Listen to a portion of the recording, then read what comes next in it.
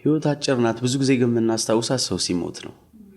ትዝ ይልሽ ከሆነ ብዙ ጊዜ እኔ በቃ ማለት ከንቱ ነው ሁሉ ነገር የምንለው በጣም የቅርብ ሰው በተለይ ከኛ ሲለየን ብዙ ዓመት ይኖራል ብለን በቃ ሲሯሯጥ ያየነው ሀብት ሲሰበስብ ያየነው በምድር ብዙ ያከማቸ ሰው ስፔሻሊ አጠገባችን የቅርባችን የነበረው ሰው ሲሄድ ያን ቀን ዳውን እንሆናለን እና በቃ ህይወት ለካቺ ናት ማለት ነው እንላለን። ግን ከዛ በፊት ቀድሞ በደጉ ጊዜ በደናው ጊዜ ቀን ሳለ እንደሚለው መጽሐፍ ቅዱስ በደጉ ጊዜ ነው ማሰብ ያለብን። ህይወት አጭር ናት።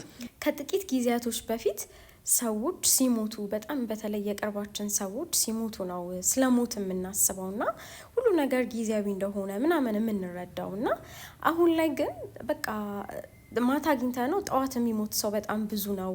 በተለይ ወጣት በየጊዜው በየቀኑ ስለሞት የምንሰማበት ጊዜ ላይ ነው ያለነውና አንዳንዴ በቃ ምንም እኮ አልሆነም በቃ ተኝቶ እኮ ነው የሞተው አሁን አይቼው ነበረ በቃ ድንገት ገብቶ ሞተ ምናምን አይነት ዜናዎች በጣም በዝተዋልና የሆነ ጊዜ ላይ ይመስለኛል ሰዎች ሲሞቱ ከስንት አንዴ ስለሆነ ስለሞት የምንሰማው ሞት ሲመጣ ብቻ ሁሉ ነገር ጊዜያዊ እንደሆነ ፊልም እናረጋው ሜቢ እንደኔ ተሰማችሁ ካላችሁ። አሁን ላይ ግን በየጊዜው በቃ ስለምናየው ስለምንሰማው ሁሉ ነገር ከንቱ እንደሆነ እየተረዳን መኖር ከጀመርን የቆየን ይመስለኛልና ብቻ ደስ ስላለኝ ነው የቴዲን ንግግር ሼር ያረኳችሁ። ስለዚህ ያለችንን ጊዜ እሱ እንዳለው ከእግዚአብሔር ጋር አስማምተን መኖር የተሻለ ነው። ሁሉንም ጥለነው እንሄዳለን ለማለት ነው።